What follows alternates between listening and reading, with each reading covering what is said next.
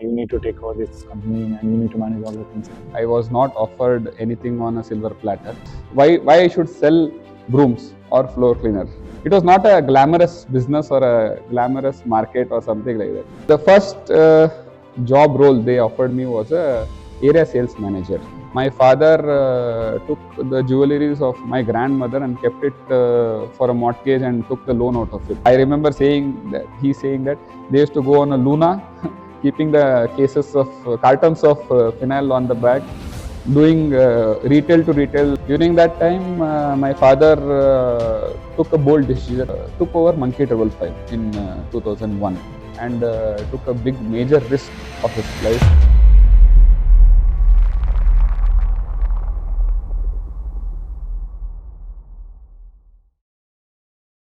So, welcome to the first episode of Mouth of India, wherein we uncover the stories and of the entrepreneurial journey, wherein it may be started by your father or the legacy may be continued by you.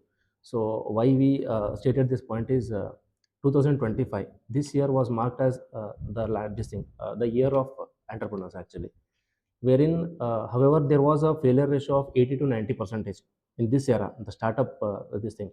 But then too, there is that 10% of success ratio. That 10% success ratio was managed with this company actually. That is Vibhava Industries, wherein we started. Congratulations,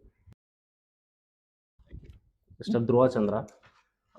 The second phase of Vibhava Industries, the then Vibhava Industries. Now it is Monkey 555. Am I right? No, it is Vibhava Industries. The parent company is Vibhava only. So we have three verticals. One is Vibhava Industries, then Vibhava Marketing Corporations Private Limited, and the third vertical is Ukem Private Limited. Okay. So we have three verticals clubbed under Vibhava Group. First question is that when you got to know that actually you need to take over this company and you need to manage all the things actually. What was first expression of yours actually? How do you feel? So basically, it was not like a takeover or anything. I was not offered anything on a silver platter. It started like when I graduated from University of Texas Arlington from USA. I did my master's there. I graduated there, and I was working there for a company. And then basically, my father told that why don't you come back and join me? My first thing was why I should sell brooms or floor cleaner. For me, as growing up, I felt that it was not a glamorous business or a glamorous market or something like that. It's just a broom. That was my mindset when I just graduated. And then when I came back also, I did not join my father. I joined a company called Sanam Sanguineous Solutions. They are into trading of plasma and also traders of platelet apheresis machines and kits and all those things. I joined them as a marketing director, and I was handling South India for them. So I was with them, and later on, after 1 year working with them, then the opportunity opened up, and somehow with Sanam also, because of it was in the year 2019. So when I was back from US, and in 2019, in the time of October, November, September, October, November, there was the COVID pandemic which emerged in China, and because our imports were from China, our platelet apheresis kits were from China, I felt that was very risky for me. And slowly I because there some other issues arise, and I parted with them. When I came and I wanted to join Vibhava, I said that yes, I want to join Vibhava and I want to start. And the first job role they offered me was a area sales manager. Okay. You go to the fields?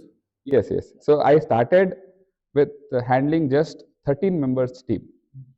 So I had two sales officers reporting to me, and under each of them there were actually three sales officers reporting to me. Under each of them there were four or five people working as territory sales in charges. Territory sales in charge is the basic level where they do the call to call of each retail outlet, like visiting each and every retail outlet. Sales officers supervises them. On top of them is a area sales manager. And you would be surprised, because after working with a bioscience company, which is Sanam Sanguineous Completely Solutions, different shift. complete shift of, but there also I was doing marketing. I was not into technical sales. I was into marketing sales only. And working with Vibhava, starting with Vibhava, it was like, it was not that it was a very rosy picture for me, because I started with Tamil Nadu South area. Okay. Vibhava was doing operations more than 8 states during that time, covering entire South India and Western and Eastern India also. But I was given a small area, that was Tamil Nadu area, where I don't know Tamil also. I never understood Tamil also. And I was given a territory where it was actually struggling. It was not that it was doing very good also, because that ASM who was there previously to me, he resigned and he had left the job, and it was vacant area. Because that area was vacant, I was given that opportunity, and I started doing that. And within 1 year, when I started with Vibhava, it was in September.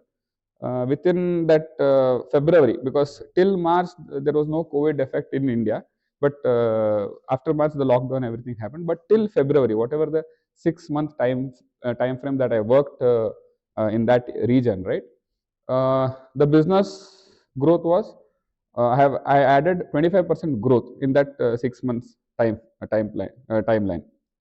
So as soon as I did that, and they understood that yes, I am capable enough and I am worthy enough to handle a team where I don't understand language, I don't know the geography of the entire like the state also, Tamil Nadu. And I had visited Tamil Nadu once or twice. Before that, I had went to Kanyakumari, and temple visits were there. I had never been to the field. So it was a whole new experience for me. And once I started working there, slowly they added more territories to me. I did some operational changes, like adding new depots for our operations and everything. And step by step, it started increasing. So the transition was, it was challenging for me. It was not directly. As of today, I am handling almost all 6 states and a business of more than 200 crores with 320 boys reporting to me. So as on today, but this was a exponential, like, it was like a linear growth since past 6 years that we are doing. So that is how it has been, the transition. From the inheritance transition, what you're saying, it was not like that. It was purely professional transition, where I worked all the way up the ladder. You proved yourself. Yeah, proved myself. Started as an ASM, then handled Tamil Nadu North as an RSM. Then I was given a responsibility of Maharashtra, which was again a completely different ball game. Then again, I was handed AP and Telangana. And now I am handling Orissa, AP, Telangana, Maharashtra, Tamil Nadu, and Kerala, and part of Karnataka. Here it was purely marketing. It was pure FMCG, hardcore FMCG. It is like each and every retail outlet you visit. Raw market. Raw market, yeah. You can tell that it's purely a raw market, yes. Because those doctors and blood banks are they are very polished and professionals. Yeah, here it is, handling them is totally different. Yes, on a eager note, sir, can we get to know how your father actually started this?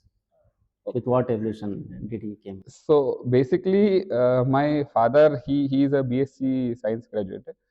So he had a major in chemistry. Okay, so he started as a medical representative. So initially he worked as a medical representative for almost all 3 years, and then he thought that why not I start something of my own, and he felt that it's better to work for myself than to work for somebody else. Whatever the passion, whatever the effort we put, whatever the things he want to achieve, why don't I put myself and work on my own? So then he started a couple of companies before Vibhava. Before Vibhava also, there was one failed startup. A successful company always needs a failed startup. There was a failed startup. So initially, first startup that he started, the name was Zapn Group. ZAPN. Okay. Zapn. ZAPN, because there were three friends that started that. That was Zahir Mullah and Prahlad Joshi and Nandu Kumar. So there were three friends. They started this. They used to bring the same disinfectant floor clean, the phenyl, what you say, black phenyl. They used to bring in bulk and repack it into smaller, and they used to sell. So this was their initially. Initially, they started with phenyl, this, actually. but I think within 1.5 years it failed, and they had to close it down because it was not viable and not yielding results. And then still they were struggling, and the first partner was that he left and he went to some other business, and Mr. Nandakumar, who is my father, and Mr. Prahlad Joshi, they are friends from the childhood and everything. They were still struggling to do something. They wanted to do something in life, and they said that, okay, why don't we restart this, start working on this. And then fortunately they stumbled upon one Mr. Panchanathan, N.V. Panchanathan. He is actually a chemistry major. He has done multiple PhDs in chemical engineering and everything. And he's a big time guy, and he's worked with many MNCs and everything. During that time, they met him. Fortunately, they stumbled upon and they met him, and he gave them a formula for the black belt disinfectant fluid. What you see today, the black belt, black phenyl, that phenyl formulation was given to them by Mr. Panchanathan. And they started Vibhava, but initially, the funding issue was there. That is what I was about to come Any startup wants funds, and funding issues were there. So what they did was they pulled in money from their own pockets also, and even what I know is my father took the jewelleries of my grandmother and kept it for a mortgage and took the loan out of it. That is how he was able to fund the company and start Vibhava. Along with my father, my uncle also chipped in, and he also invested in the company. And one more friend also, he also invested. So totally 4 partners started Vibhava in 1988 with only one product, which was black belt strong phenyl.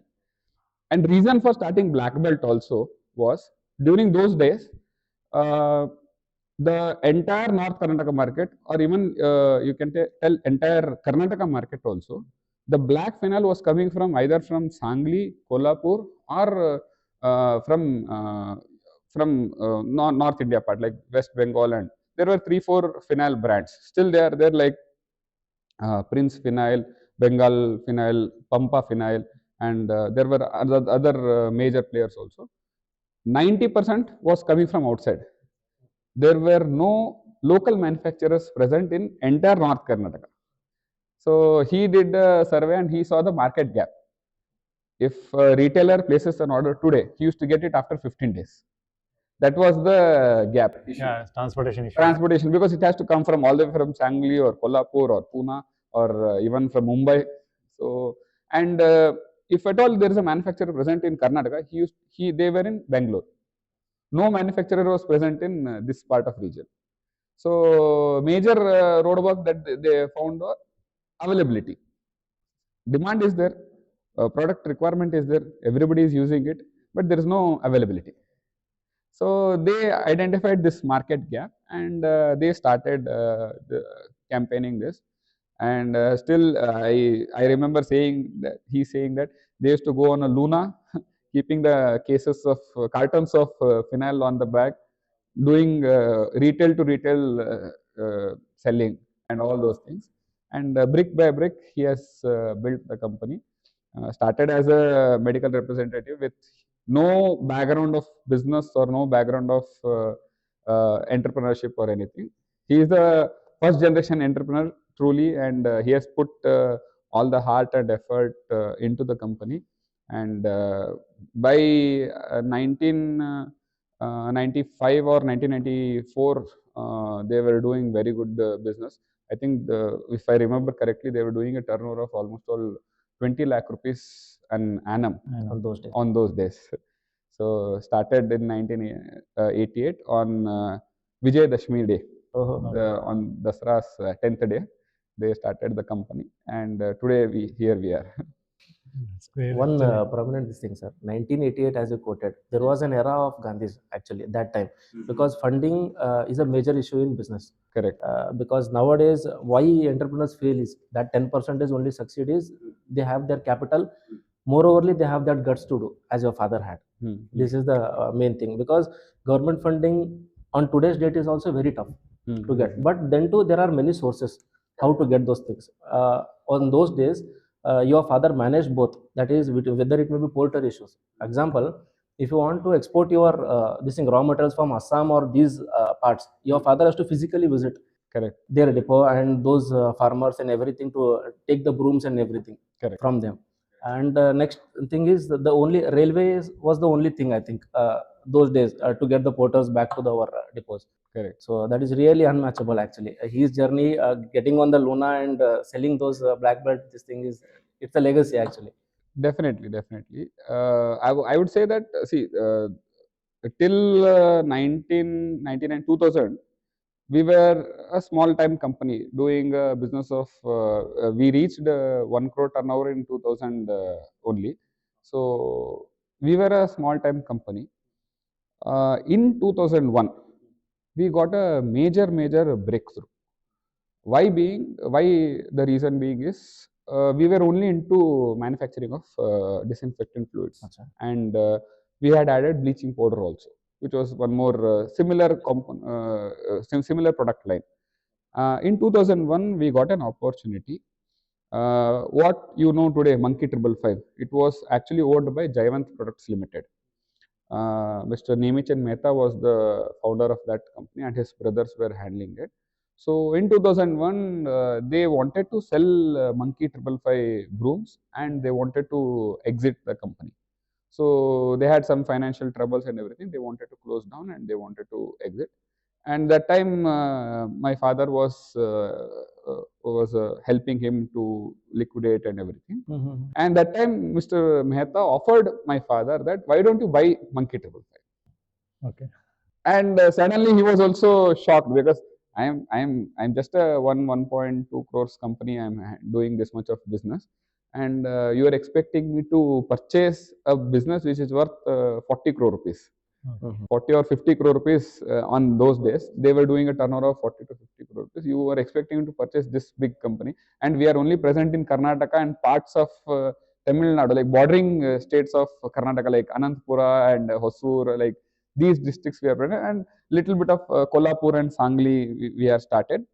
You are asking me to take over such a big industry and everything.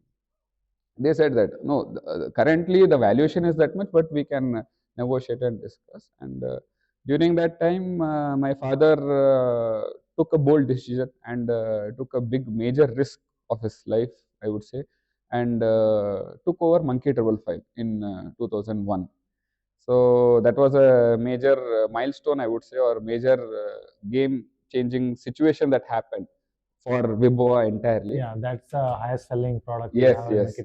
Today, that is the highest selling product, because what we thought was, see, we have a floor cleaner, which is like the same package. It's a complementary product, because whenever you see at home, first you sweep the floors, then you use the floor cleaner to clean the house. So it is like a complementary product. So it was both complementing each other. So he thought that, yes, why don't we take over this? And that was the major step. And with some bank loans and financial loans and everything from outside, and from some pooling funds from family and everything, he took a major decision, and they went all in, I would say, on the single bet, and they made sure that it was a win for them. No, sir. Then to getting those contract actually. For example, if Mr. Mehta want to give that particular entire company sell to your father, is seeing his capability actually. He gives it to the right person actually. Then to my eager note question is, if a person is selling the company, does the company contain all the liabilities and the risk ratio inside it? Because if a person is selling that entire empire to another person, he is under a risk. Correct. Of losing it. That is why a person sells that company. Correct. So then to your father hold that capability actually. turning it into a profitable. No, that's true. It is not just that you will get that brand name or you will get that all those things. Liabilities will be added. The entire baggage will be added also. Entire risk ratio will be added into your basket actually. True, true.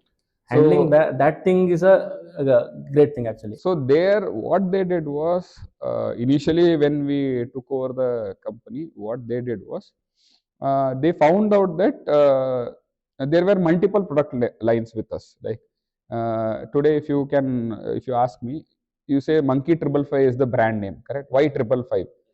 Actually, we have Monkey 111 to 999 registered under our firm, because those are the numbering given to the brands, different varieties. Oh. So Monkey 111 is one variant, 222 is one variant, 333 is one variant. So Monkey 555 is one variant. So it was like that. And what we understood that Monkey 555 is the variant which is most selling. So almost all 70-80% of the market Monkey 555 is selling. Rest all variants are hardly adding to 10 to 15% of the total revenue. So slowly what they did is they started cutting down all the other variants and they stick down to Monkey 555 only. So okay, that means that was an experiment to check. Yeah, that was the experiment to check. And the risk that they took there was they were only a Karnataka based company. Overnight they become a South India company, because Monkey 555 was present entire South India. They were especially basically into trading business, because the Brooms was their intention was send 1 load, 2 load, 3 load to the party there, collect the payment, done. That is where their business ends. So what my father did was he identified the super stockists. One was in Bombay, one was in Pune, one was in Hyderabad, one was in Chennai, one was in Trichy. Like that, there were multiple super stockists present. So he identified everyone. He told everyone that, okay, now we have taken over the company. It is under new management. So you super stockist will be our CNF points or main distributors. So under you, we will start creating sub distributors. So initially, when we started with Vibhava, with Black Belt, it was first we appoint a distributor, then we appoint a boy who will do the secondary there, who will do the sales there, and then we will create a channel there. So that was the concept. The same concept was introduced for the entire Monkey 555 network. That's great. So same black belt concept. Yeah, whatever the black belt concept was there, similar concept he introduced for the entire region. So that is how overnight we became a South India company. Okay, sir. On an eager note, sir, who are your client heads actually? To whom do you manufacture? So basically, we are having 90% of our business from general trade. So it is our direct customers. We manufacture and we supply it under Monkey 555 brand name. Apart from this, we do B2B also, where we are private label manufacturers for Reliance, Big Basket, and Tata Clear and DMart. And apart from that, also we supply through all the platforms like Amazon, Flipkart, and Meesho, and Jumbo Tail, all these platforms. And even we have listed our products in Zepto and Swiggy, Instamart. So, but our 90% business is from general trade, 5% is from modern trade, and you can say that around 3 to 2% is from this the e-commerce platforms and quick commerce platforms, and 1 or 2% is from private label. Okay. So that is how the vast business is. And right now, like how many brands you have actually Totally, if you say the first brand was Black Belt, which is our black disinfectant fluid, and then Monkey 555 is our major brand right now, with not just brooms, we have mops, scrubbers, and even other items also in Monkey 555. And then the second major brand is our ozone floor cleaners, where we create herbal formulation of floor cleaners from base of pine oil. And then another brand which we have is Monkey 555 detergent powders. Monkey 555 Wonder Wash is the brand name, where we manufacture detergent powders, cakes, and liquids. So overall, we have around 4 major brands. So first being Monkey 555, second being Monkey Triple V detergent powder, and third is Ozone floor cleaners, and fourth brand is Black Belt. So this is the entire range. Sir, as you mentioned that you manufacture for third party this thing for Reliance, private label. Tatas and these persons. So on a note that you are being a major player in this industry then. Correct. For broom industry. So where do you get your materials actually? So our major sourcing for brooms is from Northeast India, Assam. So basically, how the sourcing happens is there are farmers who are bringing this produce from all the hilly regions, like there is Garo Hill, Tiger Hill, and all these areas are there, where you get this grass. Usually, it is plucked in the month of around October and November, where it is in green color, where it is still in these are the raw green raw grasses. Achha. It is similar to how you get a flower in sugarcane, where you see that sugarcane is growing in the middle you get a flower, right? This is also similar to that only. It is a grass, and it is the flower of that grass.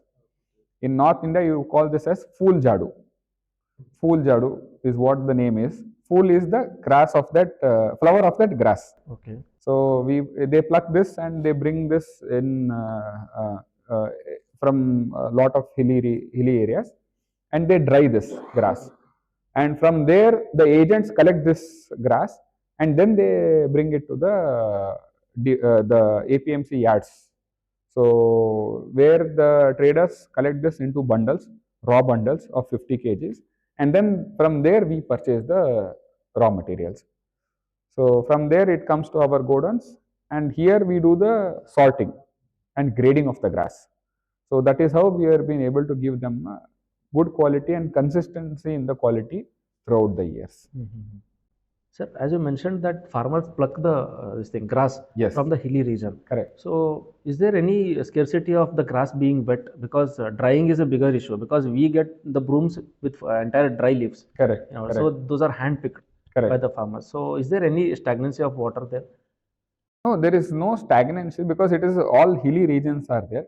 And during the monsoon season, heavy rains happens in these regions, as you know, in Northeast India part, where Assam and Meghalaya, Mizoram, all this area. So what they do is after summer is done, they plant these seeds of they call this as they call it as egg of the seed. What is it called?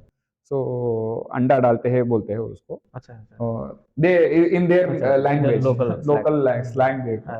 So they plant these things, and during the rainy season, because of the hilly area and everything, geographic nature of Assam, and water flows continuously through it. And once October comes, you get this flowering happens.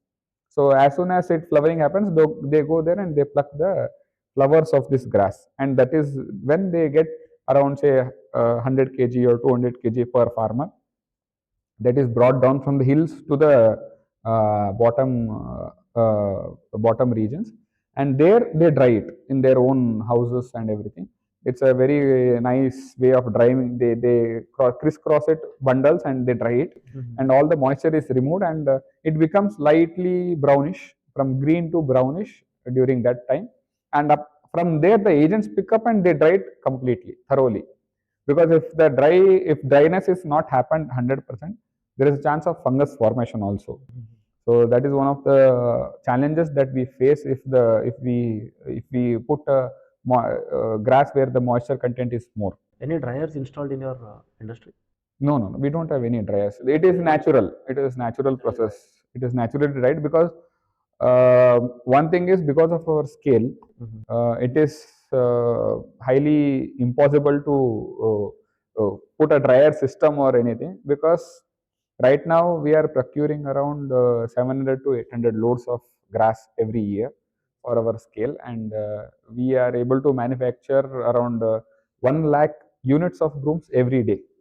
That is the It's a really capacity. huge So number. drying 1 lakh for the 1 lakh units, it is around roughly around every day 50,000 kgs of grass is consumed. So consumption of that tune of grass and drying it, it is impossible, because you have to have that big spread of area to dry the grass and Channel everything. network to maintain So, those things. But right now we are getting, we get moisture content around 4 to 8%, where we check it periodically also, where if the moisture content is more than 10%, then the fungus formation happens. So we check that and make sure that it is dried completely before, like if it should be below this 8% mark Okay. when we are manufacturing it. Right. And one more, who are the investors in the Vibhava actually right now? Basically, the initial 4 promoters are the major investors. Then recently one of the promoters exited the company also. So right now the major investors, I would say, is because Vibhava has not pulled in any money from outside. It's a bootstrapped company. Okay. It has been the investors who have been funding the brand funding the company, and majorly it has been self-funded. You cannot.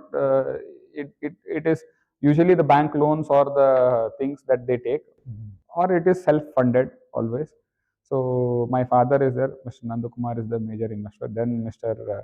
Prahlad Joshi is one of the major investors. The union minister. The union minister.